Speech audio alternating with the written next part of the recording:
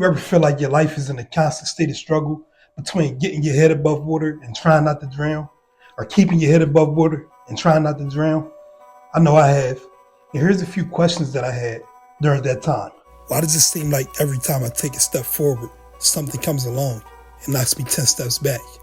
Why do things get worse and worse the harder I try? Why does it seem like the world is working against me? Nothing's going my way. Why does it seem like my days are so boring? Every week, every month, and every year. Get excited for the weekend, dread it coming week every Sunday. Is life meant to be all about paying bills? How did I get to a point where nothing matters aside from my problems? If you ever ask yourself any of those questions, you're going to have some answers by the end of this video and practical steps on how to escape survival mode.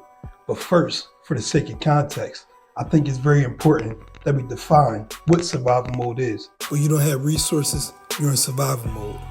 Being in survival mode automatically rules out a lot of things because you don't care about morality, because you don't experience morality. You only experience the need to survive. You don't experience fairness or planning for the future. You just experience my ribs touching, and it's better me than you. Now, this isn't something that I'm just speaking on just for the sake of talking. I've experienced this countless times at different stages in my life. Throughout elementary and middle school, the teachers considered me a problem child because I never completed the work they assigned. Not that it was just so hard or I was just that dumb, but my living conditions weren't always the greatest, and it was mentally draining. So, when your basic necessities aren't met, that's survival mode. Like if you haven't ate for 3 days, finding food would be your main objective. But if I took a lion and put him in starvation mode, getting away as quickly as possible would be your main objective. This is why most people work jobs that they don't like, because it provides just enough money to take care of their survival, which is cool.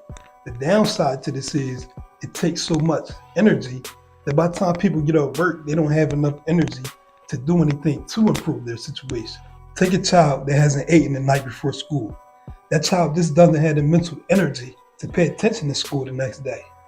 The thought of where my next meal coming from is significantly more important than trying to get some schoolwork done. Same thing for a person working a job they hate. Getting out of survival mode is like living in a totally different world. You start to discover deeper aspects of yourself. You start to attract greater opportunities that you wouldn't even notice before. Now, how do we get out of survival mode? First and foremost, we want to make sure that our basic necessities are easily met. And I know this may sound like common sense. That's because it is. But a wise man once told me, the truth is simple and it's lies that are complicated. You know, there's people that make over 6 figures who are in survival mode. Now, that may sound impossible, but if your basic necessities or your cost of living is more than you make, then you're in survival mode. Which brings me to my next point.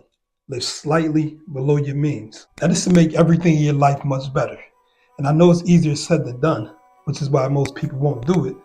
And if you want to be average like most people, don't even waste your time. Just leave this video right now because you're not going to like what I have to say. Some of the ways I've been learning to live below my means is just by being more efficient in general.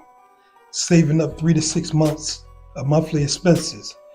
This may look like swallowing your pride and living with a roommate, going back home, driving an old raggedy car, whatever it takes. Now, I'm not saying that you gotta do this for the rest of your life or be like Warren Buffett and live in a shack some motherfucking where you become a millionaire. But if you learn to live below your means, oh, what's up? Next, create your ideal lifestyle. Now, I would advise that you have a vision for what your health, relationships, finances, spirituality, and personal development look like. And if you're having a hard time figuring this out, make a conscious decision to observe what you don't want, to realize what you do want. Is your Uncle Freddie 64 and lonely because he can't keep a woman? Have your parents been miserably married for 25 years because they decided to do it for the kids? Are people dying left and right in your family from diabetes? Yes, this may get uncomfortable, but trust me, that's good. Now, at this point, you shouldn't be consumed about worrying about how you're going to pay bills, and you should have some direction as well. The only focus now should be gaining some highly valued skills that are going to help you accomplish your goal. All right, so soon enough, you're going to start to notice yourself thinking different and acting different.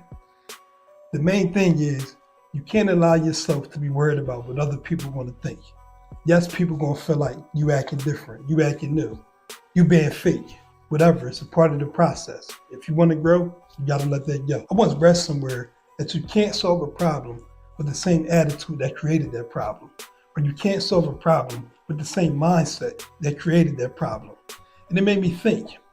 You also can't run a 6-figure, 7-figure, 8-figure company with the same process that you use to run a drug operation, or the same process that you use to be a scammer.